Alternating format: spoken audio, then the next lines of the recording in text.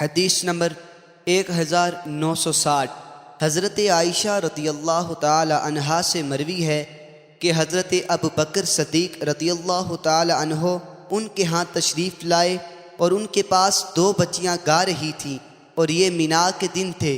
وہ دف بھی بجا رہی تھی اور نبی اکرم صلی اللہ علیہ وسلم کپڑا اوڑھ کر لیٹے ہوئے تھے، تو حضرت ابوبکر صدیق رضی اللہ تعالی عنہ نے ان بچیوں کو جھڑکا تو رسول اکرم صلی اللہ علیہ وسلم نے چہرہ انور سے کپڑا ہٹا کر فرمایا، اے ابوبکر ان کو چھوڑ دو، یہ عید کے دن ہیں۔ ام المؤمنین فرماتی ہیں، میں نے رسول اکرم صلی اللہ علیہ وسلم کو دیکھا،